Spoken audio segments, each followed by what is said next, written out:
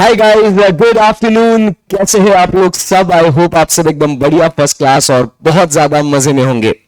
मेरे प्यारे बच्चों, हम आज जो टॉपिक हम लोग डिस्कस करने वाले हैं उसका नाम है joint product and by product. Right, काफी इजी चैप्टर है ये, आपको पता ही होगा। और ये चैप्टर हम लोग आज डिस्कस करने वाले हैं क्योंकि इसके ऊपर से भी एग्जाम में अपने को क्वेश्चंस पूछे जाते हैं।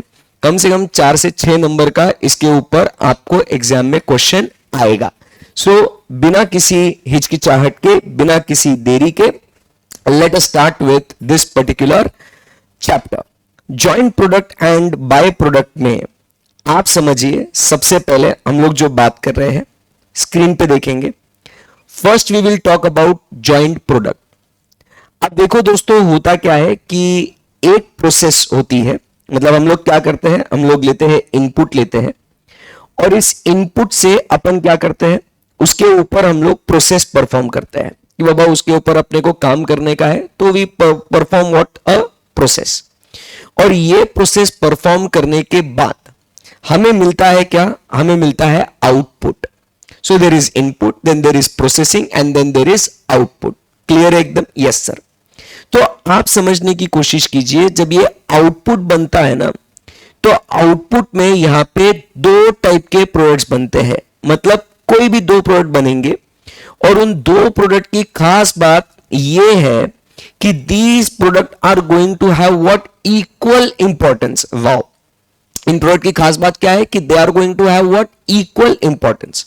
सो ऐसे प्रोडक्ट्स को हम लोग क्या कहते हैं? Joint product. क्या ये कॉन्सेप्ट आपको समझ में आया? Yes sir.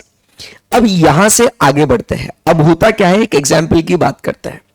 जैसे हमने लिया क्रूड ऑयल। क्रूड ऑयल जो है उसका जो कॉस्ट है लेटेस्ट से 1 लाख रुपीस, बराबर है। अब इस क्रूड ऑयल के ऊपर हमने क्या कर दिया, हमने प्रोसेसिंग कर लिया और उस क्रूड ऑयल से अब बहुत सारे प्रोडक्ट्स बने जिनकी इक्वल इंपॉर्टेंस है, तो हम लोग कहते हैं वो क्या? Joint product. तो क्या क्या बना उसमें? तो उसमें बना पेट्रोल, केरोसिन, ऑयल। तो ये सारे इतने जो प्रोडक्ट्स हैं जो बन गए, इसे हम लोग क्या कहते हैं? These are called as what? The joint products. इसको क्या कहते हैं अपन बच्चों? These are called as what? The joint products. क्या इस बात में कोई डिफिकल्टी है? No sir.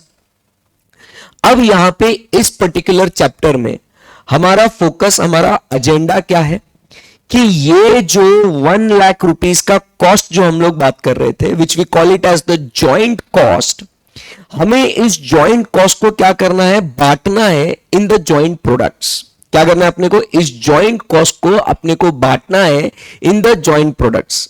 ऑब्वियसली, क्योंकि कॉस्टिंग सब्जेक्ट है अपना, वेरी सिंपल। तो अब इसके अंदर हम लोग सीखने वाले हैं what are the different methods of apportioning this joint cost of rupees 1 lakh among the different joint products। तो ये joint cost जो 1 लाख की है, उसका खर्चा पेट्रोल को कितना मिलेगा, केरोसिन को कितना मिलेगा, ऑयल को कितना मिलेगा, तो ये अपने को क्या करना है? अपोर्शन करना है। That's it. ये इतना आसान काम है इस चैप्टर के अंदर। तो चलिए आगे बढ़ते हैं। तो इसके अंदर अलग अलग मेथड्स की जो हम लोग बातचीत करेंगे, तो पहला मेथड जो हम लोग देख रहे हैं वो कौन सा है? फिजिकल क्वांटिटी और फिजिकल यूनिट मेथड।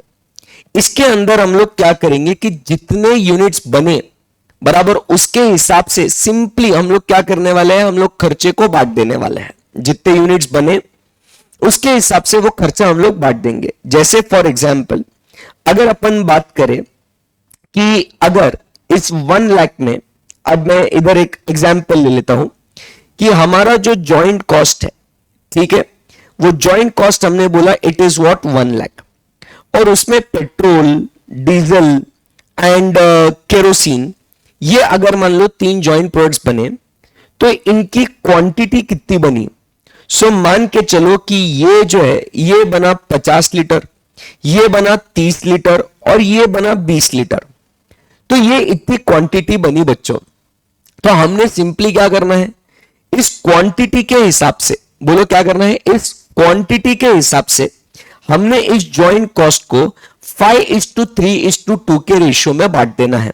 मतलब इसको हम लोग जॉइंट कॉस्ट 50,000 देंगे, इसको हम लोग 30,000 देंगे और इसको हम लोग 20,000 देंगे और अपना काम खत्म हो जाता है। That's it, very simple. क्या दोस्तों आपको यह बात समझ में आ गई?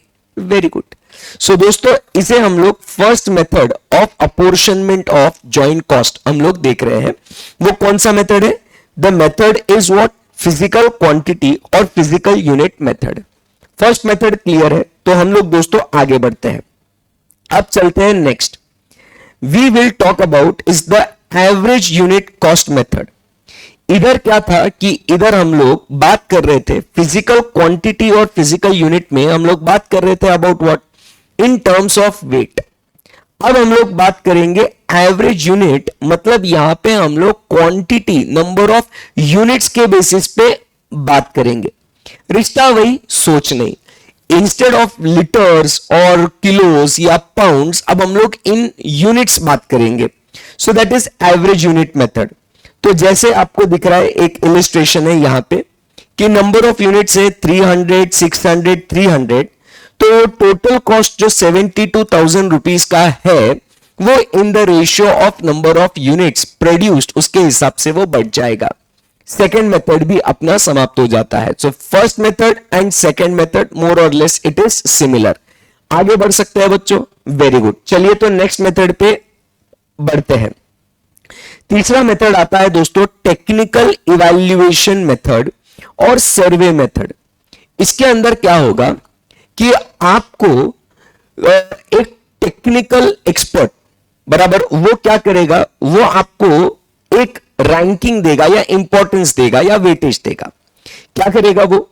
एक एक्सपर्ट जो है ये क्या करेगा, आपको एक वेटेज देगा वो आपको, ठीक है, या वो क्या करेगा, he will provide you with what the ranking he will provide you with. और आपने क्या करना है कि इस वेटेज या रैंकिंग को मद्देनजर रखते हुए आपने क्या करना है, आपने जॉइंट कॉस्ट को बांटना है। जैसे फॉर एग्जाम्पल अगर अपन कहें कि अगर अपनी क्वांटिटी, मतलब अगर अपन बात करें फर्स्ट मेथड कि जो अपना फिजिकल क्वांटिटी मेथड है, ठीक है, फिजिकल क्वांटिटी मेथड है फर्स्ट मेथड, या अपना सेकेंड मेथड जो कौन सा है, एवरेज यूनिट मेथड। तो इसके अंदर मान लो आपको 3 जॉइंट प्रोडक्ट्स का आपको क्वांटिटी आपको क्वेश्चन में दे रखा है। तो लेटेस्ट से हम लोग ने जो बात करी थी 50, 30 एंड व्हाट 20। तो हमने फर्स्ट और सेकेंड मेथड में हमने सिंपली क्या कर दिया था बच्चों, फर्स्ट और सेकेंड मेथड में simply we distributed the joint cost in the quantity और द यूनिट का रेशियो में। बट अब इस मेथड में गेम क्या चेंज हो जाता है, तो इस मेथड के अंदर हम यहां पे एक टेक्निकल पर्सन आपको इसका इंपॉर्टेंस या वेटेज या रैंकिंग देगा। वो बोलेगा of the total 100% of the cost, ठीक है, वो कहता है कि भाई 30% इसको जाना चाहिए, मतलब ये इसका वेटेज की लगभग 30% इसको जाता है, 40% इसको जाता है एंड फिर उसके बाद 30% इसको जाता है। तो हमने क्या करना चाहिए, इस इंपॉर्टेंस या इस रैंकिंग को ध्यान में रखते हुए हम क्या करेंगे, हम निकालेंगे क्या, एक वेटेड रेशियो। हम क्या निकालेंगे, एक वेटेड रेशियो जो इसका और इसका मल्टीप्लीकेशन होगा, क्वांटिटी और average unit multiplied by importance. मतलब फर्स्ट और सेकेंड यूनिट, फर्स्ट और सेकेंड मेथड को ध्यान में रखते हुए हम लोग क्या करेंगे, हम लोग उसको मल्टीप्लाई करेंगे। समझ में आया आपको? सो हमारा जो आंसर यहां पे क्या आ जाएगा, 50 इंटू 30%, ये कितना आया 15। तो हम लोग इधर लिख देंगे 15, ठीक है, यस सर, इधर लिख देंगे 15। फिर यहां पे 30 इंटू 40%, ये लिख देंगे यहां पे 12 एंड यहां पे 20 इंटू 30%, ये यहां पे लिख देंगे 6। एंड अब क्या होगा बच्चों कि जो हमारा जॉइंट कॉस्ट जो होगा ये हम लोग अपोर्शन करेंगे बेस्ड ऑन व्हाट, सो इस रेशियो के हिसाब से। तो जो 1 लाख रुपीस का जो हम लोग जॉइंट कॉस्ट ले रहे हैं वो हम लोग डिस्ट्रीब्यूट करेंगे 1 lakh divided by 15 plus 12 plus 6 that is 33। So 1 lakh divided by 33 is equal to 3030 into 15, तो ये आ गया कितना 45454। ऐसा जो आंसर आएगा 45454। 40 इंटू 12, क्या करना था अपने को, 1 लाख डिवाइडेड बाय 33 इंटू 12, सो ये आ गया 36363 एंड 36363 एंड 6 से कर देंगे तो ये आ जाएगा 18181 तो ऐसे करके हम लोग जो है अपना जॉइंट कॉस्ट जो है बच्चों ये हम लोग बांट देंगे। इतना सिंपल है, क्लियर एकदम। So this is what is our technical evaluation.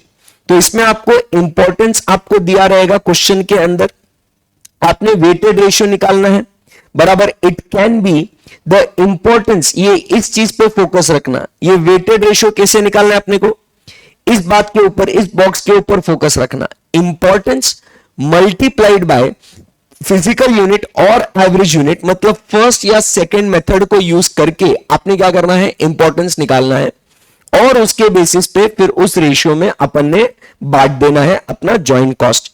I believe अपना सेकंड जो मेथड है वो क्लियर हो चुका है। Are we good? Absolute. Sorry, third method जो है वो क्लियर हो चुका है। अब चलते हैं फोर्थ मेथड के पास जो है कंट्रीब्यूशन मार्जिन मेथड। कौन सा मेथड है? Contribution margin method. Contribution margin method, इसके अंदर सिंपल है। आपको कंट्रीब्यूशन कैसे आता है वो पता है आपको। सो कंट्रीब्यूशन अपना सिंपल है, sales minus variable cost is equal to contribution and फिर माइनस फिक्स कॉस्ट करते हैं तो अपने को आता है प्रॉफिट। ये अपना मार्जिनल कॉस्ट शीट जो है वो ऐसा बनता है। क्लियर है? इसके अंदर कोई डिफिकल्टी नहीं है, बिल्कुल भी नहीं। तो मेरे प्यारे बच्चों आप समझिए, इसके अंदर अपन क्या करेंगे, सेल्स लिख देंगे। सेल्स जो आपको क्वेश्चन में दिया हुआ रहेगा माइनस क्या करेंगे, वेरिएबल कॉस्ट। अब इधर आपने फोकस करना है कि वेरिएबल कॉस्ट जो है बराबर, इस क्वेश्चन में अब जॉइंट कॉस्ट जो होगी ना, तो जॉइंट कॉस्ट में यहां पे दो बच्चे होंगे।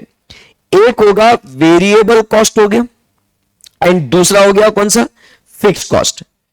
तो यहां पे आप समझिए कि जॉइंट कॉस्ट में ये जो दो कॉस्ट एलिमेंट्स है, तो इसमें आपको वेरिएबल कॉस्ट बांटना है एज पर मेथड ए, बी और सी। कोई भी इन तीन मेथड के बेसिस पे आपने क्या करना है, आपने इस वेरिएबल कॉस्ट को बच्चों बांट देना है, इधर मेथड ए, बी और सी। कोई दिक्कत बिल्कुल भी नहीं, वेरी इजी। और फिक्स कॉस्ट जो है फिर आपको इसको बांटना है based on what, contribution. Fix cost आप बांटोगे किस बेसिस पे, बेस्ड ऑन कंट्रीब्यूशन। समझ में आया आपको? सो यहां पे क्या कहता है, sales minus variable cost, variable cost will be distributed based on इधर ए, बी और C method about which we have discussed, and fix cost जो है it will be apportion in the ratio of what, contribution. और ऐसे करके फिर आपको उसका कॉस्ट का दो जॉइंट प्रोडक्ट्स में या मोर जॉइंट प्रोडक्ट्स में आपका बच जाएगा। कोई डिफिकल्टी क्वेरी यहां पे बच्चों? No, very easy. So this is your contribution margin method. आया बात समझ में? जैसे एक क्वेश्चन आपको दिख रहा है कि आपको sales 100 kg into 60 and 120 kg into 30, ये हमने क्या कर दिया यहां पे, ये हमने यहां पे दोस्तों सेल्स लिख दिया।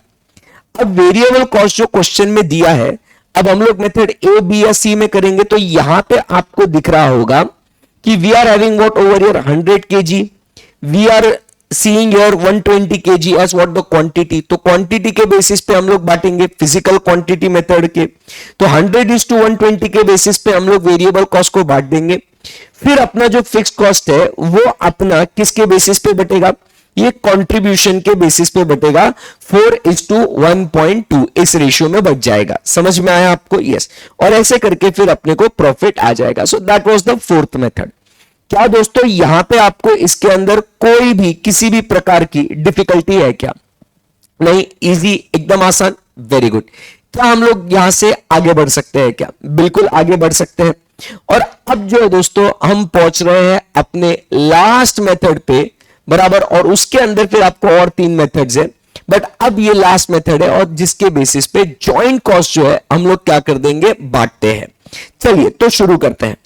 फर्स्ट पॉइंट जो है हम लोग बात कर रहे हैं अबाउट, मतलब जो लास्ट मेथड है वो है मार्केट वैल्यू मेथड। अब इस मार्केट वैल्यू मेथड में पहली मेथड जो हम लोग डिस्कस कर रहे हैं वो है market value at split off point. किसकी बात कर रहे हैं अपन? Market value at what, split off point. Split off point पे हम लोग बात कर रहे हैं। Now what is this split off point? जैसे आप समझिए, हमने इनपुट दिया, बोलो यस, यस सर, फिर उस पर प्रोसेसिंग हुआ, बोलो हाँ, और फिर यहां पे इस स्टेज पे ये क्या हो गया, फूट गया, ये फट गया, ये into two products, product 1 and product 2। Clear एकदम? P1 और P2 में ये बट गया, बोलो हाँ या ना? Yes sir. तो आप समझने की कोशिश कीजिए, P1 P2 की अगर बात करें तो यहां पे ये स्प्लिट हो गया। अगर हम लोग इस प्रोडक्ट को इधर के इधर अभी के अभी अगर इसको बेच सकते हैं तो इसकी मार्केट वैल्यू हम निकाल लेंगे। तो इसको बोलेंगे market value at what, split off point. इसको क्या बोलेंगे अपन? Market value at which point, split off point. समझ में आया आपको? बिल्कुल सही है सर। तो इस रेशियो में, बराबर इस रेशियो में हमने क्या कर देना है, इस रेशियो में हमने क्या कर देना है, जॉइंट कॉस्ट को बांट देना है। That is as simple as market value at split off point. समझ में आया आपको? बिल्कुल इजी है। अब बच्चों, अब कभी कभी क्या होता है कि ये जो अपना जो जॉइंट प्रोडक्ट है, ये स्प्लिट ऑफ पॉइंट पे नहीं बिक सकता। ये जो अपना जॉइंट प्रोडक्ट है, it can not be sold at the split off point itself, because वो कभी कभी रॉ स्टेज में हो सकता है and it requires what, further processing. तो हमारे पास दूसरा जो मेथड आता है, first method market value at split off point के बाद दूसरा मेथड जो हमारे पास आ रहा है वो है कौन सा? It is market value after further processing. वो कौन सा मेथड है? Market value after further processing. ठीक है ना? सो आफ्टर फर्दर प्रोसेसिंग की अगर बातचीत करें तो उसके अंदर हम लोग क्या देखेंगे कि यहां पे आपने उसके ऊपर फर्दर प्रोसेसिंग कॉस्ट इनकर किया और फिर उसको बेचने के काबिल बनाया, तो उस रेट पे, मतलब उस क्या बोलते हैं, मार्केट वैल्यू पे आफ्टर फर्दर प्रोसेसिंग हम लोग क्या करेंगे, वो जॉइंट कॉस्ट को अपोर्शन कर देंगे। सो आर वी गुड? क्या आपको ये दो मेथड्स जो है ये समझ में आया मार्केट वैल्यू मेथड में? तो एक, अगर वो स्प्लिट ऑफ पे ही तुरंत बिक सकता है तो हमने कंसीडर करना है market value at what, split off point.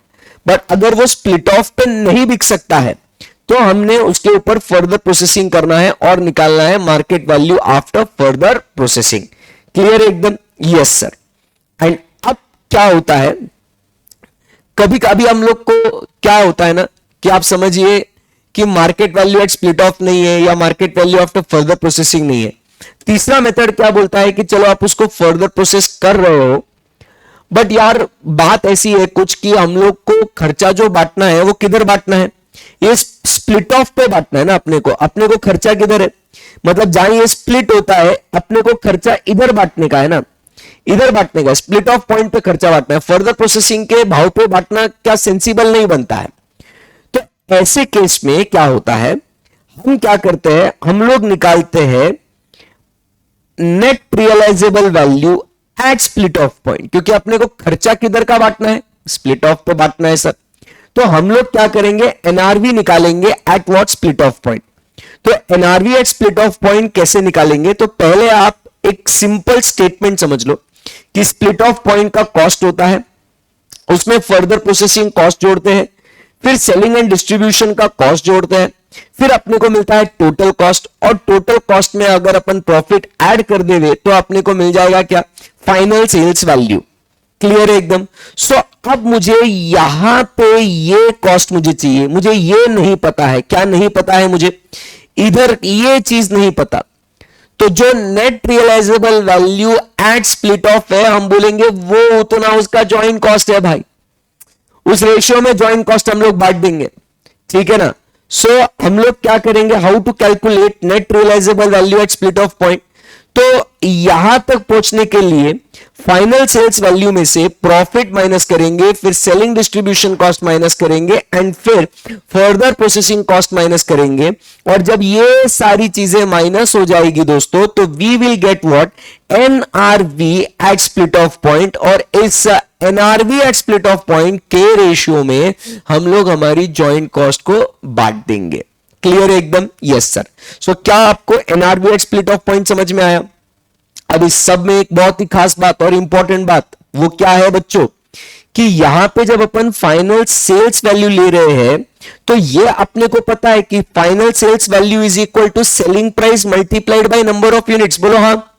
It is selling price multiplied by number of units. But sir, which number of units? That's the very important question.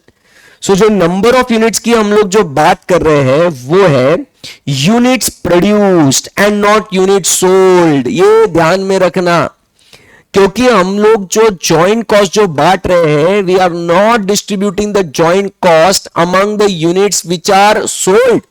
We are distributing the cost on the units which are produced. आया बात समझ में आपको? सो हम लोग बात कर रहे हैं दोस्तों किसके बारे में? Final sales value will be the number of units produced multiplied by the final selling price, that is after further processing. Yes yes sir. And इसी के साथ मेरे प्यारे बच्चों, ये सारे methods of apportioning joint cost among joint products, ये अपना क्या हो जाता है? समाप्त हो जाता है. क्या इसके अंदर कोई आपको क्वेरी डिफिकल्टी है क्या? No sir. अब इसी के साथ साथ आप समझिए कि एक हम लोग को आगे बढ़ के एक क्वेश्चन आता है फर्दर प्रोसेसिंग डिसीजन वाला. फर्दर प्रोसेसिंग डिसीजन वाला. तो फर्दर प्रोसेसिंग डिसीजन वाले क्वेश्चंस में क्या होता है, हम लोग ये कैसे लेने का, कि बाबा इस पर्टिकुलर प्रोडक्ट को फर्दर प्रोसेस करे या ना करे. तो इसके अंदर कहानी एकदम सिंपल है, अपना स्टेटमेंट एकदम सिंपल है. तो हमने सबसे पहले क्या देखना है? मार्केट वैल्यू आपने लेनी है आफ्टर फर्दर प्रोसेसिंग. क्या लेना है आपने को? Market value after what? Further processing. ये आपने लेना है. इसमें से लेस करना है अपन ने market value at what? Split off point. ठीक है ना? तो इससे अपने को क्या मिल जाएगा? इससे अपने को मिल जाता है क्या कि बाबा अगर हम लोग फर्दर प्रोसेसिंग करते हैं तो अपने को कितना एडिशनल रेवेन्यू मिल जाएगा. करेक्ट है. और इसमें से हमने लेस करना है इस एडिशनल रेवेन्यू को पाने के लिए how much is your further processing cost, वो हम लोग यहां पे लिख देंगे. एंड फिर यहां पे तीसरा अपने को आ जाएगा एडिशनल प्रॉफिट कितना होगा या अपने को कितना लॉस होगा. अगर हमारा प्रॉफिट आता है तो हम कहेंगे कि आपने क्या करना चाहिए? फर्दर प्रोसेसिंग आपने करना चाहिए. बट अगर आपको लॉस आता है तो हम डिसीजन लेंगे कि आपने फर्दर प्रोसेसिंग नहीं करना है. समझ में आया आप सभी को? सो इस तरीके से फर्दर प्रोसेसिंग कॉस्ट का हमने बातचीत करना चाहिए. क्लियर है एकदम? फर्दर प्रोसेसिंग डिसीजन का हमने स्टेटमेंट बना देना चाहिए. बराबर है कि नहीं? और फिर ये आपका जो डिसीजन मेकिंग वाला जो कॉन्सेप्ट है ये समाप्त हो जाता है. क्या मेरे बच्चों यहां तक आपको कॉन्फिडेंस है? Are we good with all the different methods that we had studied? Yes और no? Yes sir, very easy. चलिए तो फिर अब यहां से आगे बढ़ते हैं और अब बच्चों बात करेंगे about what? By product. Joint product तो समाप्त हो चुका है और अब जो है दोस्तों चर्चा होगी किसके ऊपर? We will discuss now on the by product. I hope we are going good.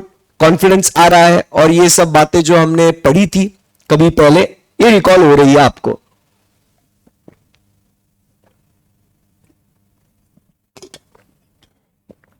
Yes sir, nice. चलिए तो अब बाय प्रोडक्ट में क्या होता है? बाय प्रोडक्ट में बाय प्रोडक्ट की जब हम लोग बात कर रहे हैं, सो बाय प्रोडक्ट में इनपुट प्रोसेसिंग आउटपुट. अब आउटपुट के अंदर इसके अंदर क्या होता है? एक अपना मेन प्रोडक्ट है और दूसरा अपना बाय प्रोडक्ट है.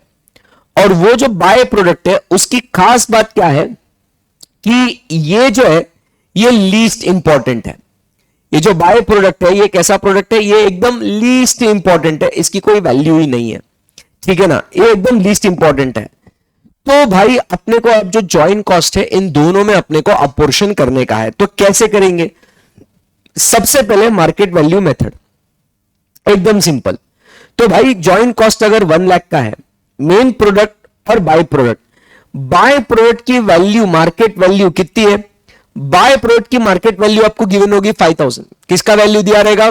बाय प्रोडक्ट का मार्केट वैल्यू आपको दिया रहेगा इट इज 5000. तो हम लोग क्या करेंगे? What will be the joint cost of the main product? तो सिंपली अपन बोल देंगे कि इसका जो है 95,000. If the treatment is similar to what the treatment we do it for the scrap, कि भाई बाय प्रोडक्ट बन गया, इसको बेच के पैसा रिकवरी हो जाएगा, तो भाई मेन प्रोडक्ट के लिए जॉइंट कॉस्ट कितना लगा, वो 1 लाख माइनस 5,000 कर लो, विषय खत्म कर लो. समझ में आया आपको? Topic is over. क्लियर है? तो that is the first point. Market value method simple है. बाय प्रोडक्ट का मार्केट वैल्यू लो, जॉइंट कॉस्ट में से उसको माइनस कर लो, और फिर अपन बोल देंगे कि भाई मेन प्रोडक्ट के लिए इतना खर्चा आया, बात ही खत्म हो गई. क्या दोस्तों यहां से आगे बढ़े? यस. अभी बात करेंगे इंस्टेड ऑफ मार्केट वैल्यू, अब हम बात करेंगे नेट रियलाइजेबल वैल्यू मेथड. अब नेट रियलाइजेबल वैल्यू मतलब क्या करना है आपको?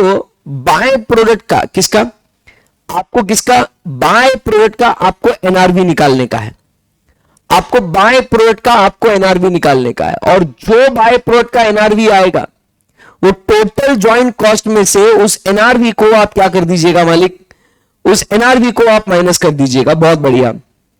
तो आप 1 लाख अगर जॉइंट कॉस्ट है और आप उसको एनआरवी को माइनस कर दोगे, तो आपका जॉइंट कॉस्ट आ गया of what? The main product का टर्म. इजी. सो दो मेथड बड़े आसानी से हो गए. एक क्या हो गया? Market value at split of. दूसरा एनआरवी मेथड. तीसरा मेथड जो है स्टैंडर्ड कॉस्ट मेथड, कि भाई मार्केट में उसकी स्टैंडर्ड कॉस्ट क्या है. अगर अपन बोले स्टैंडर्ड कॉस्ट बाय प्रोडक्ट का 5,000 है, तो भाई बैलेंस 95,000 ये किसका बन गया? मेन प्रोडक्ट का जॉइंट कॉस्ट बन गया. भाई मार्केट में स्टैंडर्ड कॉस्ट गिवन है उसका. चौथा मेथड कंपेरेटिव प्राइस मेथड. वो बाय प्रोडक्ट का मार्केट जो है वो रेडिली अवेलेबल नहीं है, तो इसीलिए अपन क्या करते हैं कि उसके जैसे प्रोडक्ट का कोई सब्सटीट्यूट जो है उसका कॉस्ट कितना है, उसका वैल्यू कितना है, वो हम लोग लेते हैं, और वो हम लोग क्या करते हैं उतना टोटल जॉइंट कॉस्ट से माइनस कर देते हैं, और फिर अपना मेन प्रोडक्ट का कॉस्ट जॉइंट कॉस्ट आ गया. समझ में आया? तो इसको कंपेरेटिव, तो हम लोग क्या करते हैं इसको कंपेयर द कॉस्ट बराबर विथ इट्स सब्सटीट्यूट्स, और उस सब्सटीट्यूट का कॉस्ट अगर 5,000 है तो मेन प्रोडक्ट का कॉस्ट कितना आ जाएगा? चलो बोलो फटाफट. तो मेन प्रोडक्ट का कॉस्ट आ जाएगा, it will be 1 lakh minus 5,000 is equal to 95,000. That's it. Easy. समझ में आया आपको? Very good. तो चलिए मालिक यहां से आगे बढ़ते हैं. Opportunity cost. अगर ये बाय प्रोडक्ट जो आपका बन रहा है, अगर आप उसको रीयूज कर रहे हो, तो आपने क्या करना है? उसको अगर बाहर खरीदने जाते तो कितने में पड़ता है, तो उतना माइनस करके आपने क्या कर लेना है? उसका कॉस्ट माइनस कर देना है, और आपको joint cost of the main product मिल जाएगा. और मेरे प्यारे बच्चों, इसी के साथ साथ हमारा बाय प्रोडक्ट किस तरीके से अपन ने अपोर्शन करना है, डिस्ट्रीब्यूट करना है, ये हम लोग को मिल जाता है. क्या यहां पे आपको कॉन्फिडेंस है? क्या क्लियर है एकदम? और अब ये जितने भी मेथड्स आपने सीखे पढ़े, तो यही चीज अपने को क्या करना है जो हम लोग आज तक करते आए हैं. बस इसके क्वेश्चंस जो है दोस्तों, we have to see it and check कि बाबा ये बस ये ऐसा ही चैप्टर है, पूरा का पूरा क्लरिकल चैप्टर है अपना. ठीक है ना? बस यही काम अपने को करते जाना है. इसके अंदर आप सभी को पता है कि चैप्टर बहुत इजी है, पूरा का पूरा क्लरिकल है, और इसमें सिली मिस्टेक्स कैलकुलेशन में होने की बस संभावना है. वहां पे हमने क्या करना है? अलर्ट रहना है बस. ठीक है? सो चलिए बताइए कि क्या यहां तक आप सभी को कॉन्फिडेंस है क्या? Yes everyone, very good. चलिए, सो मेरे प्यारे बच्चों, let's find out the question of JPBP in May 25 RTP. Let's rock.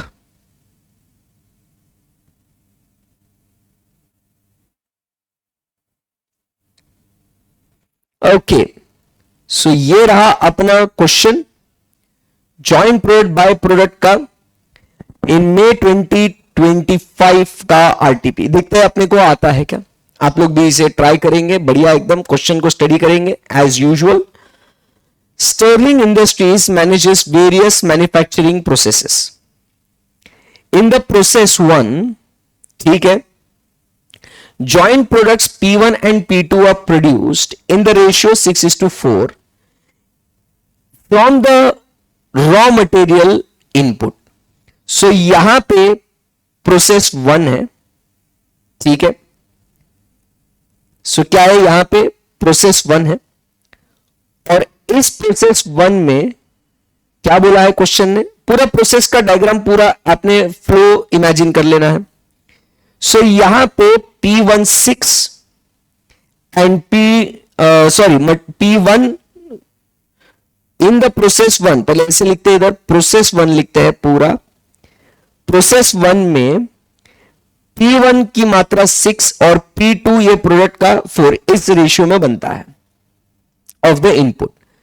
फिर आपको बोला गया है कि the normal loss is 2% of the raw material input is expected in this process with the losses having realisable value of 12.5 per KG. तो इधर क्या दिया आपने को, इसका स्क्रैप का रेट दिया हुआ है कि जो नॉर्मल लॉस है वो 12.5 पर केजी है। The company has no work in progress. The joint cost are apportion between joint products using what, physical measure basis, जो अपना फिजिकल क्वांटिटी मेथड है। Very good. Now the following information relates to process one for the last month. तो raw material input जो है वो कितना है, raw material input is 75,000 kg at a cost of 4,76,250। ठीक है, तो अपन अब क्या करते हैं, इनपुट का क्वांटिटी कितना दिया गया है, so input is equal to कितना आएगा, 75,000 kg। सो यहां पे अपना आउटपुट कितना रहेगा, चलो एवरीबॉडी, आउटपुट कितना आएगा, the normal loss is 2% of what,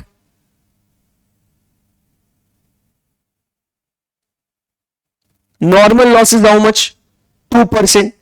so 75,000 minus 2% करेंगे तो 73,500 kg आ जाएगा, और इसको डिवाइडेड बाय 10 करके इंटू 6 करेंगे तो आउटपुट अपना यहां आ जाएगा 44,100 kg, बराबर है। और इधर जो है इंटू 4 करेंगे तो आ जाएगा 29,400 kg।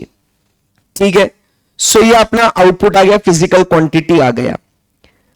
अब जो है बच्चों अपने को क्या करना है, यहां पे joint cost, calculation of what, joint cost अपने को निकालना है। ठीक है, सो जॉइंट कॉस्ट जो है, फर्स्ट अपने को रॉ मटेरियल अपने को लेना है। Raw material is how much, 4,76,250, ये अपने को रॉ मटेरियल है। इसमें से अपना स्क्रैप का रिकवरी माइनस होगा, तो स्क्रैप कितना गया अपना, सो 75,000 माइनस 73,500 इंटू वो रेट क्या है 12.5 इज इक्वल टू 18,750। 18,750 ये अपना स्क्रैप गया। तो अपने को यहां पे रॉ मटेरियल का कॉस्ट कितना है, 4,76,250 माइनस 18, तो ये आ गया कितना, 4,57,500। फिर डायरेक्ट लेबर अपना आ गया कितना, 2,25,000। फिर डायरेक्ट एक्सपेंसेस जो है अपने आ गए, ये कितना 67,500। फिर प्रोडक्शन ओवरहेड्स की अगर अपन बात करें तो ओवरहेड्स ये आ गया कितना, 110% of the direct labour cost. 110% of direct labour, 2,25,000 into 110%, 2,47,500। अभी क्वेश्चन में अपने को दिया है the abnormal gain is 1250 kg। Wow, abnormal gain कितना दिया है, 1250 kg। तो इसका मतलब अपने को अब आउटपुट जो है ये आउटपुट नहीं रहेगा। ठीक है, इसको अभी रोकना पड़ेगा अपने को, ये आउटपुट नहीं रहेगा। क्यों सर जी, क्योंकि एबनॉर्मल गेन दिया है। तो अब अपन क्या करेंगे एबनॉर्मल गेन के लिए, तो यहां पे अपने को प्रोसेस लॉस ये कितना होगा, बराबर इनपुट माइनस आउटपुट और एबनॉर्मल गेन। चलो बताओ आप, अभी क्या करेंगे, इसको नॉर्मल लॉस कितना हो जाएगा, नॉर्मल लॉस अपन ने निकाला था, normal loss 75,000 into 2% is normal loss 1,500 kg, बराबर है कि नहीं। और अपना एब नॉर्मल गेन, तो नॉर्मल आउटपुट कितना आना चाहिए था? सो अपना आउटपुट कितना हो जाएगा? 73,500 प्लस 1250। तो एब नॉर्मल गेन जो है ये अपना आया है कितना? 74,750, मतलब सॉरी, अब नॉर्मल गेन कितना है? 1250 kg। सो जो डिफरेंस है, so therefore output is equal to कितना आया? 73,500 plus 1250 is equal to 74,750। Clear एकदम? तो ये अपना आउटपुट आया, और इसको डिवाइडेड बाय 10 करेंगे तो ये अपना आउटपुट 74,750 ये रहेगा अपना आउटपुट। करेक्ट है? And now you are required to calculate the number of units and the value of normal loss, abnormal gain and joint products P1 and P2. चलो भाई, now calculate and give the answer. Everybody, मैंने basic आपको तो करके दिया,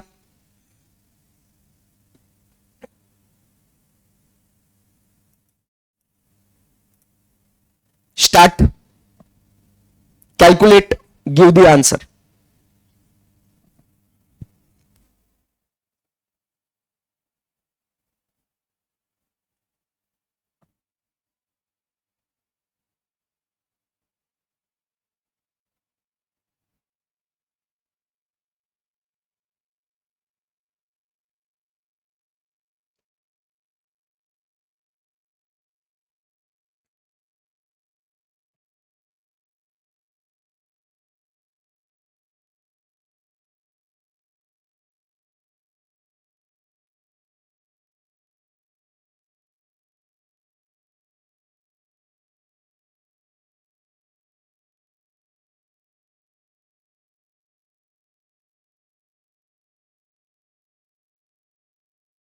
चलो give me the answer guys.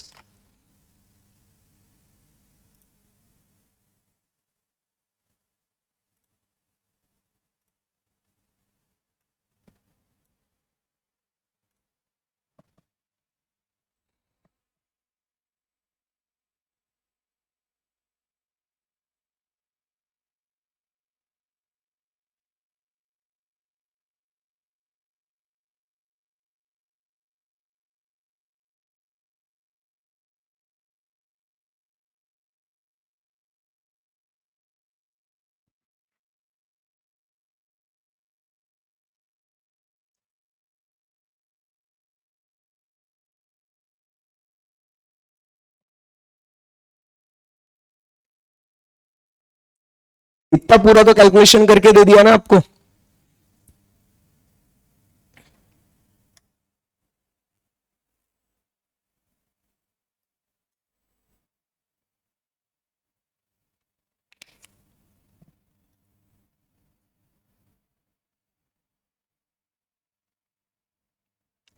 कैसे करेंगे इसको?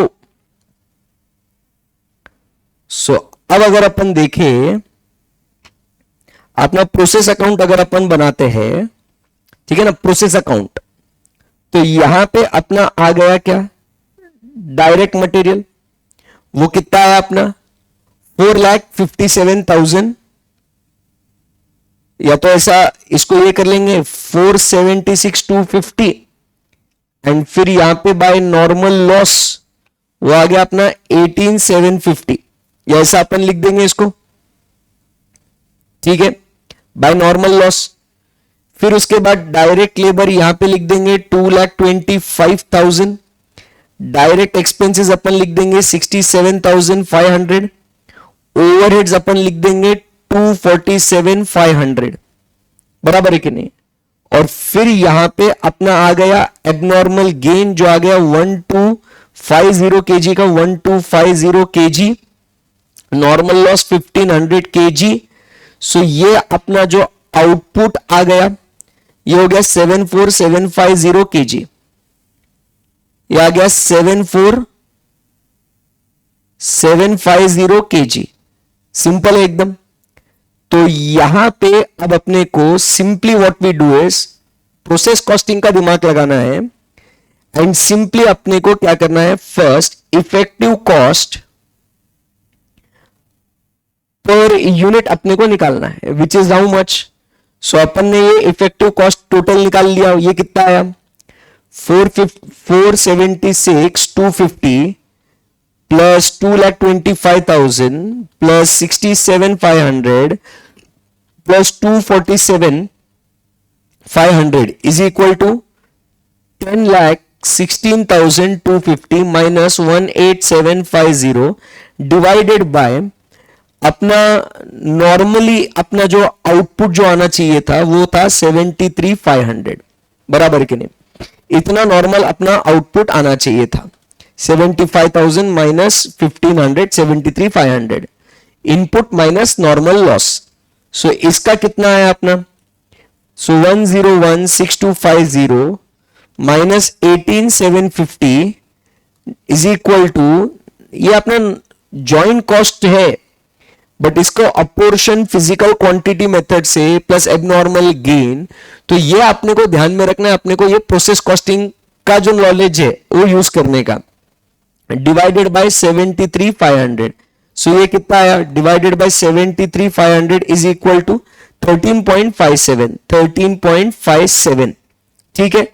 सो अब इसके बेसिस पे हमने क्या कर देना है, पूरे खर्चे को बांट देना है। अब इसमें अपने को पता है कि P1 कितना बना और P2 कितना बना। P1 कितना बना था अपना 74750 divided by 10 into 6 is equal to 44,850। ये कितना बना 44,850 एंड P2 कितना बना 29,900, ठीक है ना, और ये एबनॉर्मल गेन इतना। तो अपने को कॉस्ट जो निकालनी है अभी वो कैसे निकालनी है अपने को, सो यहां पे इफेक्टिव कॉस्ट पर यूनिट अपना आ गया 13.57। सो क्या करेंगे 13 पॉइंट ऐसा कर लेते हैं 99,750 divided by 73,500 into 1250 is equal to 16,964 और फिर ये 44,850 P1 का 68,678 मतलब P1 के कितने यूनिट्स थे 44,850 kg, उसका अमाउंट आया 6,08,678 और इसका है 29,900। सो 29,900 4,05,786। सो ये जो है अपना आंसर आ जाता है। तो अगर हम लोग यहां पे समरी बना ले इसकी, तो summary is equal to P1 का खर्चा P1 विच इज 44,850 kg, इसका अमाउंट आता है 608,678। फिर P2 की अगर बात करें तो ये 29,900 kg, उसका आता है 405,786।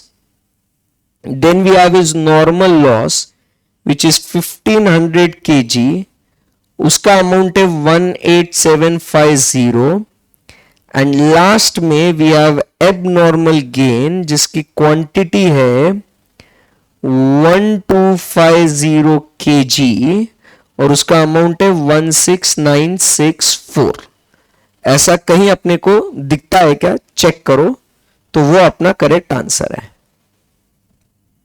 अच्छा क्वेश्चन था ना, मतलब जॉइंट प्रोडक्ट तो है बट इसको प्रोसेस कॉस्टिंग के थ्रू वो अपने को सॉल्व करना है। सो नॉर्मल लॉस 1500 kg, तो नॉर्मल लॉस 1500, ये वाला नॉर्मल लॉस 1250 यूनिट्स नहीं है, तो ऑप्शन बी वाला कट हो जाता है।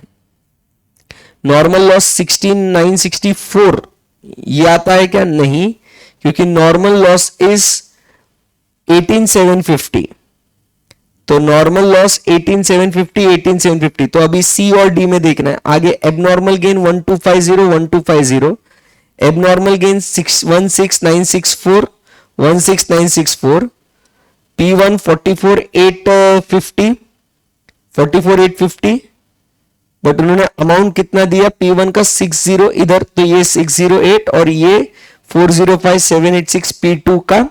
सो करेक्ट आंसर अपना जो है वो है ऑप्शन नंबर सी, ये अपना परफेक्ट मैच हो जाता है। क्या दोस्तों आपको कॉन्फिडेंस आया इसके ऊपर? वेरी गुड क्वेश्चन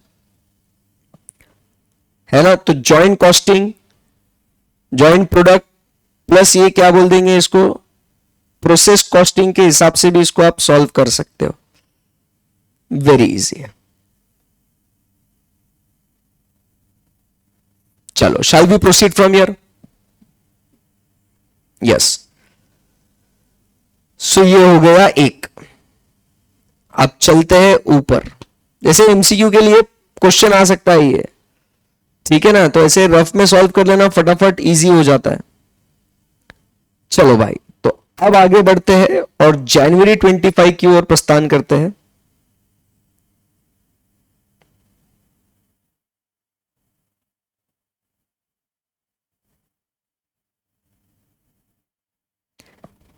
ये रहा वापस से एमसीक्यू, उसमें और एक कहीं ऐसे क्वेश्चन हो सकता है आगे एमसीक्यू के बाद डिस्क्रिप्टिव में।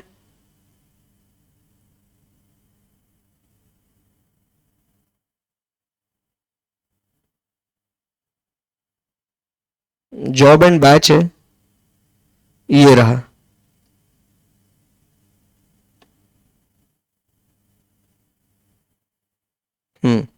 डिस्क्रिप्टिव क्वेश्चन भी है, तो let's solve that also. May 25 का, तो ऐसे स्टाइल के क्वेश्चंस जो है दोस्तों आपको पूछे जाएंगे, ठीक है ना। कॉन्फिडेंस आ रहा है क्या, कुछ बोलो।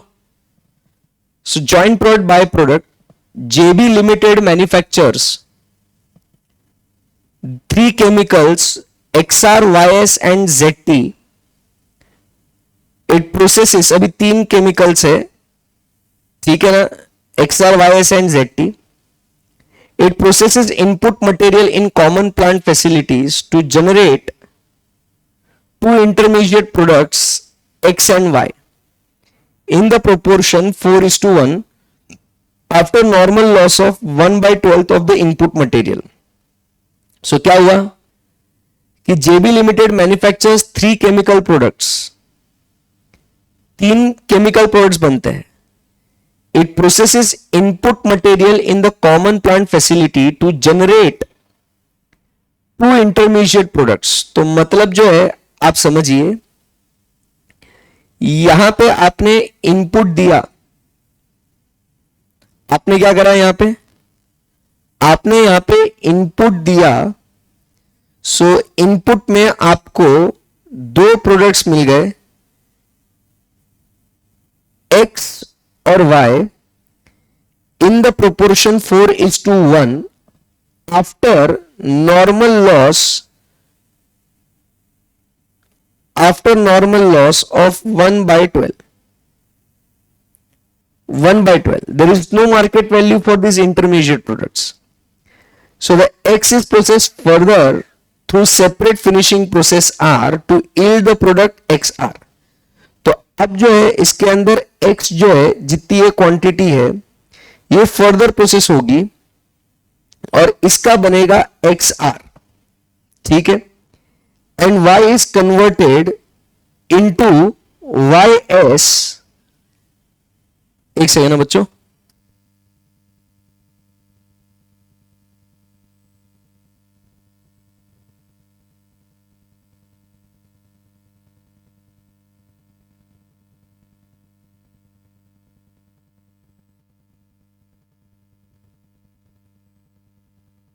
Okay, x is produced into xr and y जो है it is produced into what, y is produced into the process s और ये बन जाएगा अपना ys. The s finishing process also produces a waste material, क्या कहता है, अब ये y में क्या हुआ, y is converted into ys by a process s. The s finishing process also produces a waste material z. तो इसके अंदर क्या होता है, एक वेस्ट भी जनरेट हो जाता है ys और एक waste is z which has no market value. Now the company after additional further processing, अभी y का ys और z बना वेस्ट, ठीक है, and now the company after additional processing through process t बराबर के नहीं इट टू सेलेबल प्रोडक्ट, अब z का बन जाता है क्या, zt. तो आपको ये पूरा का पूरा स्टोरी जो है ये एग्जाम में क्लियर होना चाहिए कि मेन आपका इनपुट दिया आफ्टर नॉर्मल लॉस ऑफ 1/12, तो दो प्रोडक्ट्स बन गए x और y, फिर x को फर्दर प्रोसेस किया बराबर के नहीं थ्रू अ सेपरेट प्रोसेस, और ये प्रोसेस आपने लिया कौन सा, r, ये प्रोसेस आपने लिया s और ये प्रोसेस आपने लिया t. तो प्रोडक्ट्स बन गए xr और s से बने दो प्रोडक्ट्स ys और z, एंड फिर z को फर्दर प्रोसेस किया इनटू zt. समझ में आया आपको, yes. Now 11,40,000 kg of common input material are processed into the common facility. So input कितना हुआ, 11,40,000 kg, और 11,40,000 kg की अगर बात करें 11,40,000 into 1 divided by 12 is equal to 95,000 का ये क्या हो गया अपना नॉर्मल लॉस हो गया. सो कितना आया, 11,40,000 minus 95,000 is equal to 10,45,000 kg का अपना आउटपुट मिला. So this is the output of 10,45,000, ठीक है ना. फिर उसके बाद अपना क्या हुआ, 10,45,000 डिवाइडेड बाय 5 इंटू 4 अगर करूं मैं, सो x बना कितना 8,36,000 kg और y बना कितना 2,09,000 kg, ठीक है. तो ये अपनी क्वांटिटी इतनी हो गई x की और y की. फिर क्या हो गया, after the separate finishing process all losses are normal losses, ठीक है. The proportion of XR, YS and ZT emerge as follows. तो अभी बाकी जो भी लॉस होगा वो नॉर्मल लॉस होगा. सो XR कितना बना, तो XR बना 7,60,000 kg बराबर के नहीं. आउटपुट कितना आया, XR कितना आया, तो इनपुट कितना हुआ 836, आउटपुट कितना हुआ 7,60,000 kg ये आउटपुट है. सो लॉस यहां पे कितना हुआ 8,36,000 माइनस 7,60,000 इज इक्वल टू 76,000, मतलब ऐसा ये 76,000 kg. फिर उसके बाद YS जो है ये 1,90,000 बना, 1,90,000 बना, एंड Z जो है वो कितना बना 19,000 बना. So 1,90,000 plus 19,000 is equal to 2,09,000. Correct हो गया अपना ये. तो ये दो प्रोडक्ट हो गए Z, ठीक है ना. और यहां पे ZT भी 19,000 ही होगा, ठीक है. द मटेरियल प्रोसेसिंग कॉस्ट, अब इनका मार्केट प्राइस दे रखा है अपने को. सो this is market price after further processing, this is market price after further processing, ठीक है. सो अभी अपने को कॉमन प्लांट फैसिलिटी, तो ये क्या हो गया, this is the joint cost हो गया, ये क्या हो गया, जॉइंट कॉस्ट हो गया ये। और ये जो है this is the joint cost and this is further processing cost. ठीक है, सो ये आ गया फर्दर प्रोसेसिंग कॉस्ट। सो ये फर्दर प्रोसेसिंग कॉस्ट किसका है, ये आर का जो कॉस्ट है ये एक्स आर के लिए है, और एस में जो लगा है वो किसके लिए है, वाई एस और जेड के लिए है, वाई एस प्लस जेड के लिए है। तो इनमें बटेगा ये जॉइंट कॉस्ट होगा, और ये सिर्फ जेड के लिए है। समझ में आया, ये ध्यान में रखना। तो 41,04,000 ये सिर्फ वाई एस पे मत लगाना, वो आपको वाई एस और जेड में लगाना है आपको। So you are required to calculate the cost per unit and total operating profit or loss attributed to both the products XR and YS, considering all the joint costs are allocated based on net realizable value method। तो आपको इसको NRV के basis पे इसको solve करना है। तो NRV के बेसिस पे इसको सॉल्व करेंगे तो अपने को फाइनल सेल्स वैल्यू लेना पड़ेगा इसमें, बराबर है कि नहीं। तो फाइनल सेल्स वैल्यू अपने को लेना पड़ेगा। तो अपने को क्वेश्चन में दिया हुआ है क्वांटिटी और ये, तो ये मल्टीप्लाई करेंगे, फिर माइनस फर्दर प्रोसेसिंग कॉस्ट आपको करना है, करेक्ट है, और फिर आप उसको नेट रियलाइजेबल वैल्यू पे लेके आओगे। क्या इसका सोल्यूशन देख ले, ये क्वांटिटीज आपको ध्यान में है, बोलिए बच्चों। तो चलिए इसको सोल्यूशन देख लेते हैं। सो अपने को जॉइंट कॉस्ट,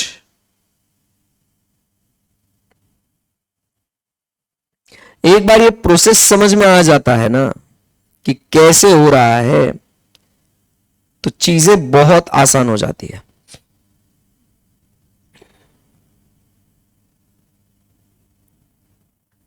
चलिए, तो हम लोग आ रहे हैं यहां पे स्टेटमेंट ऑफ, इन्होंने पहले वर्किंग नोट्स वगैरह ये दे दिए। So calculation of joint cost using net realisable value method. तो पहले जॉइंट कॉस्ट अपन ने निकालना है किसका, एक्सआर और वाईएस का। ठीक है, तो ये अपना आ गया फाइनल सेल्स वैल्यू। ठीक है, फिर यहां पे ऐड बाय प्रोडक्ट का नेट रेवेन्यू।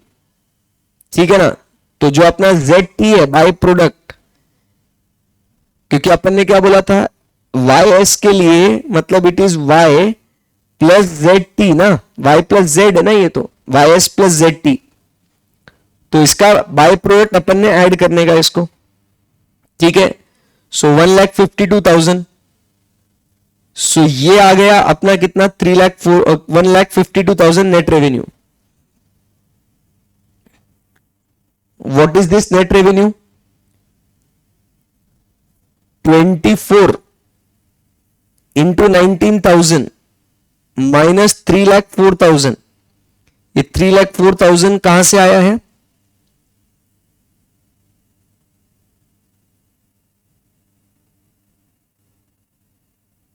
ये उसको अभी क्वेश्चन में जाना पड़ेगा वापस से, रुको।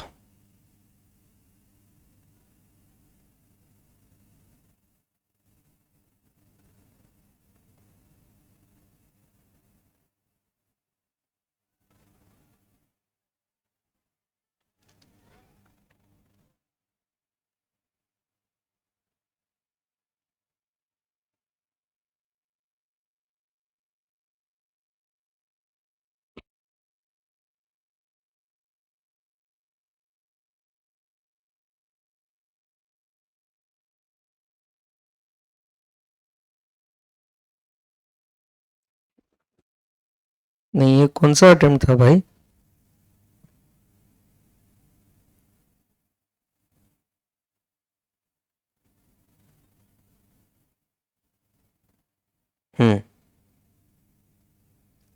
ओके। सो यहां पे 19,000 इंटू 24 करेंगे तो 4,56,000 आ गया ये अपने को। और फिर यहां पे नेट रेवेन्यू है जो 3,04,000 है, ये क्या है, उसका कॉस्ट है। सो अपने को एडिशनल रेवेन्यू जो मिला है ये क्या हो गया, ये उसका फर्दर प्रोसेसिंग ये कॉस्ट है। तो ZT से अपने को रेवेन्यू जो अपने आप बाय प्रोडक्ट का कॉस्ट याद है अपने को, बाय प्रोडक्ट का कॉस्ट कि भाई अपने को उससे कितना पैसा नेट मिल रहा है वो अपन ऐड कर देंगे। सो ये अपने को आ जाता है कि this is your total sales value, add this less what post split off further processing cost. तो ये फर्दर प्रोसेसिंग कॉस्ट दोनों का दे रखा है, ठीक है। सो ये यहां पे सेल्स वैल्यू जो है, ये सेल्स वैल्यू किसका है, YS प्लस Z दोनों का नेट रेवेन्यू ये अपने को ऐड करना है, ठीक है। और इधर अब सिर्फ डायरेक्ट एक ही प्रोसेस का आ जाएगा।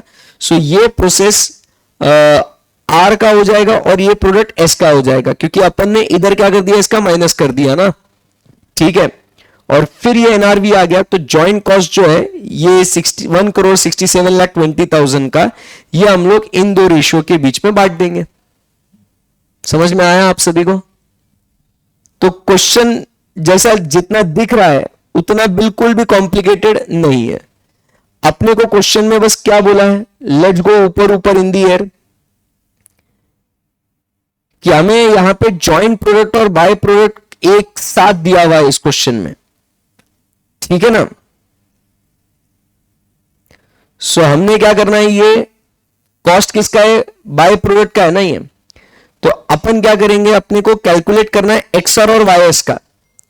तो अपने को फाइनल सेल्स वैल्यू XR और YS का अपने को लेना है कि कितना मेरे को पैसा मिला।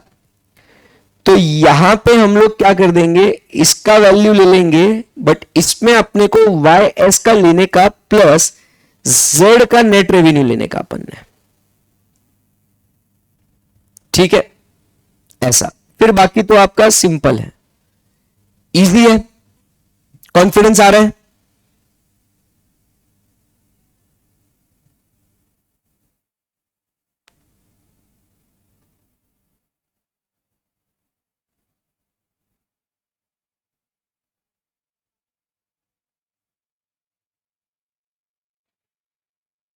अच्छा क्वेश्चन था। तो ये जो है इसको अपन ने स्क्रैप को ट्रीट करने का, सो इसका रेवेन्यू माइनस कॉस्ट ये करके, ये अपन ने इसका नेट रेवेन्यू इसके अंदर वाईएस के अंदर scrap net revenue add in YS और फिर नेट रियलाइजेबल वैल्यू निकाल लो। चलो, so let's move ahead to the next question.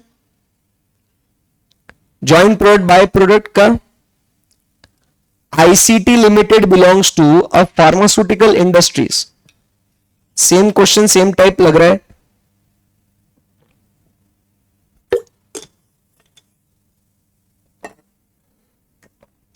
The chemical process operates convert one compound into three category: beta tab, folic and tegri-cap.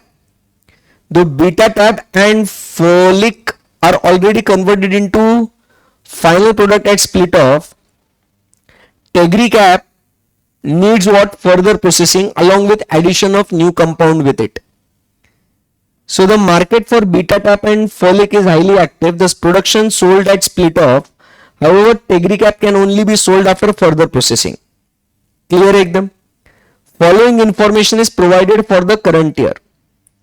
Quantity sold folic and tegri-cap. These selling prices are remain to same in the coming years.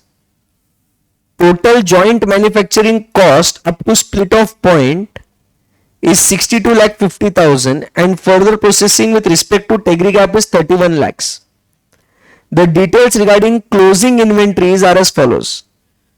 Following information is, ये sold का है, ये closing inventory है, तो unit sold, अब opening तो है नहीं बराबर, तो सोल्ड प्लस क्या करना पड़ेगा अपने को, क्लोजिंग इन्वेंट्रीज को ऐड करेंगे तो यूनिट्स प्रोड्यूस्ड अपने को आ जाएगा। Very good. सो ये क्या कहता है, बीटा टैप, फॉलिक एंड टेग्री कैप का ये आपको दिया हुआ है।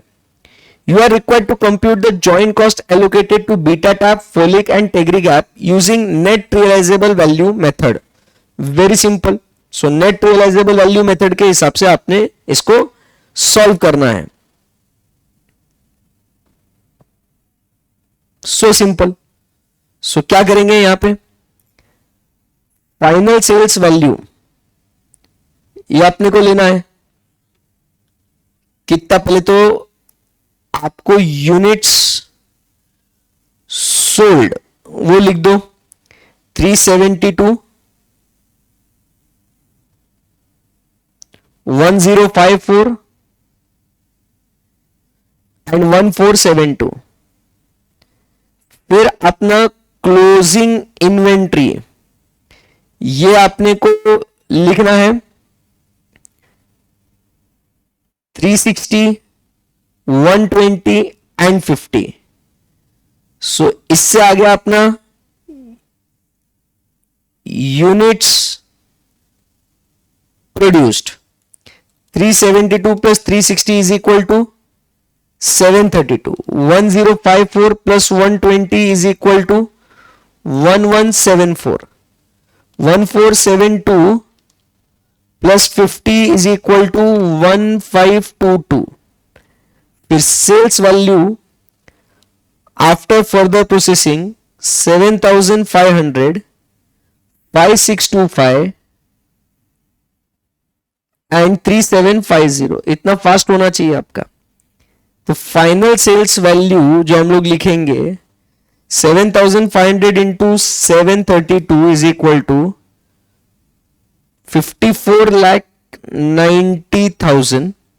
1174 plus 5625, 1174 into 5625, 66 lakhs 3,750. 1522 plus 3750 is equal, plus क्यों कर रहा हूं मैं, 1522 into 3750 is equal to 57,07,500. ठीक है.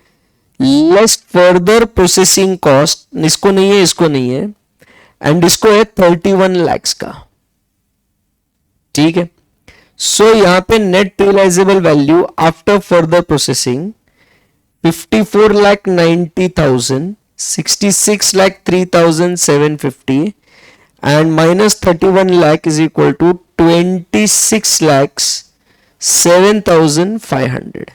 सो जॉइंट कॉस्ट जो अपना है वो कितना है 62,50,000, 62,50,000 ये अपने को बांटना है.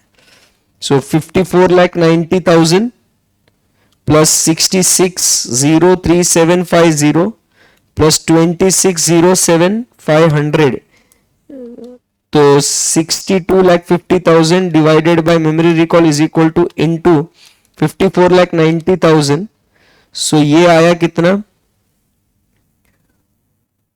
23,33,985, 66,03,750. आंसर फिर ए बी आ गया ना, simple, is equal to 28,074,78 and 26,07,500, 11,08,536 या 7. Yes. So correct answer is B. ऐसा इतना आसान क्वेश्चन है. Yes guys, are you there with me? Okay. So ये जो है ये अपनी बात हो गई किसके बारे में, एमसीक्यू. ऐसा इतना सिंपल. Good good. फिर अब चलते हैं डिस्क्रिप्टिव क्वेश्चन.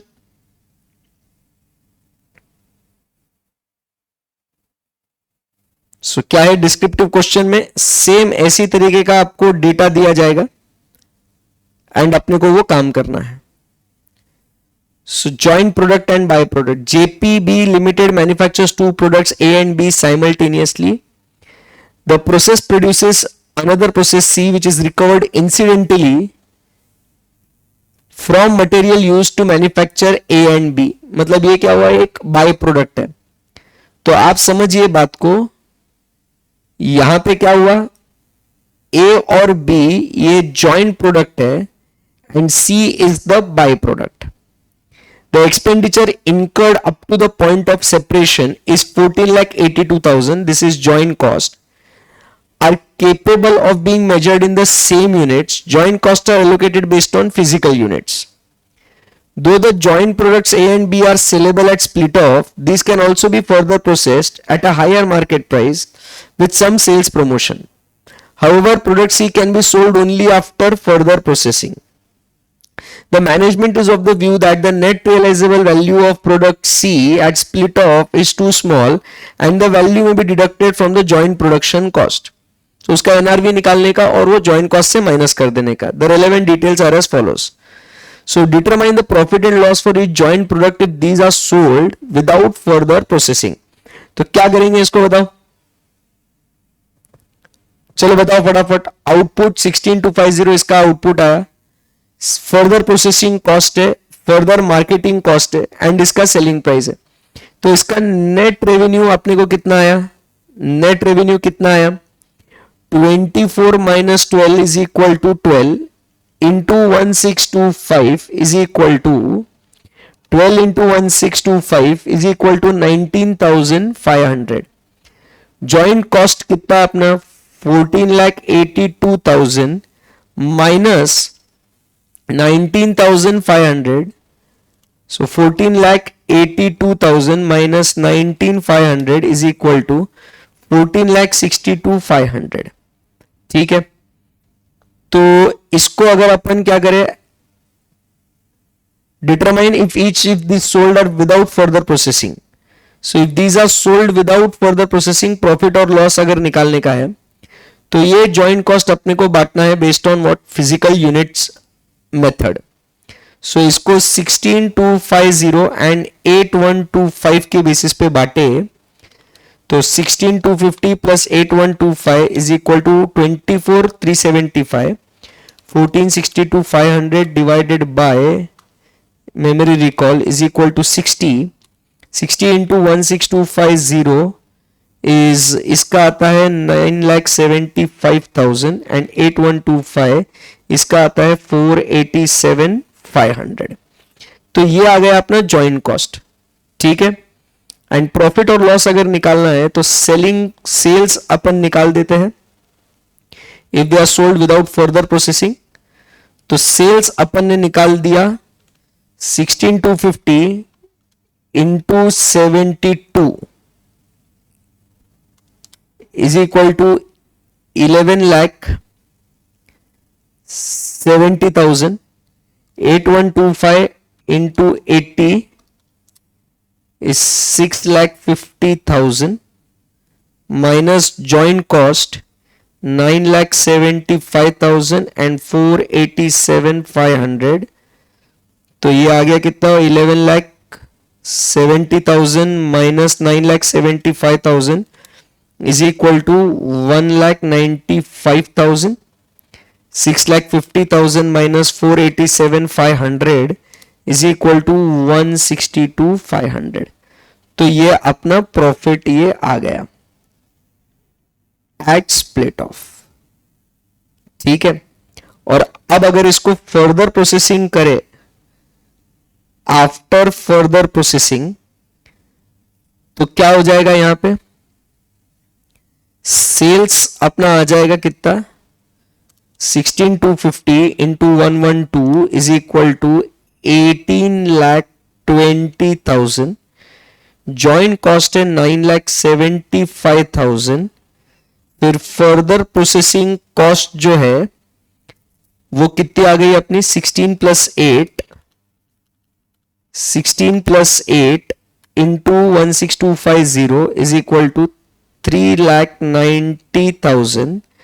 सो ये आ गया प्रॉफिट कितना आ गया यहाँ पे 18,20,000 minus 9,75,000 minus 3,90,000 is equal to 4,55,000।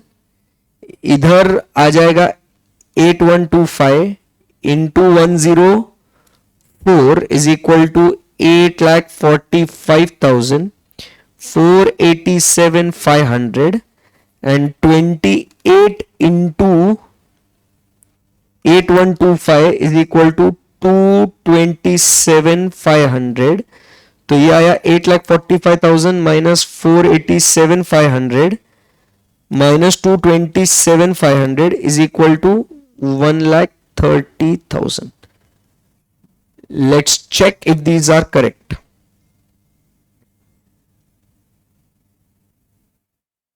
Whether joint products be further processed, decide on the basis of incremental.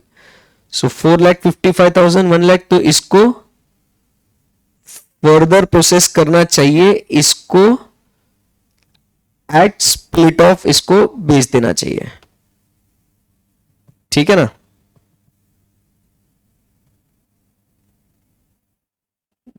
Check करें क्वेश्चन नंबर 14 का आंसर.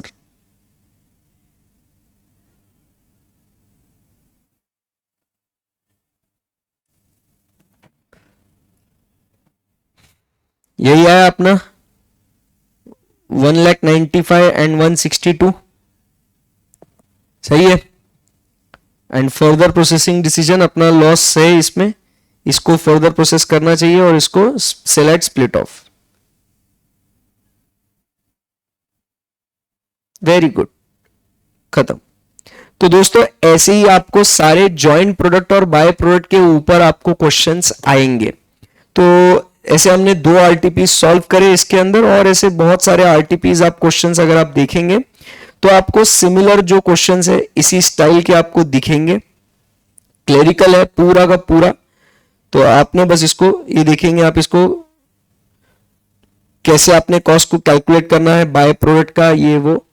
तो इसको आपने अब क्या करना है, कॉन्सेप्ट्स आपके पूरे क्लियर है, क्वेश्चंस किस तरीके से सॉल्व करने चाहिए, फिर चाहे वो एमसीक्यू हो या डिस्क्रिप्टिव हो, राइट. तो इसकी आपने प्रैक्टिस करनी है. सारे ऐसे आरटीपी के क्वेश्चंस प्रैक्टिस कर लो. आपका जेपीबीपी बता रहा हूं बहुत इंपॉर्टेंट चैप्टर है, हल्के में मत लेना, क्योंकि इसके ऊपर क्वेश्चन आता ही आता है. और इसको सॉल्व करने का तरीका, अप्रोच क्या है अपना, कि पूरा प्रोसेस का फ्लो पूरा आप सामने रखिएगा तो आपको बन जाएगा. ठीक है, राइट. Yes sir. तो इसी के साथ हमारा one of the most important topic भी खत्म होता है, that is joint product and by product. Thank you very much. See you tomorrow with a new chapter. Bye bye, take care.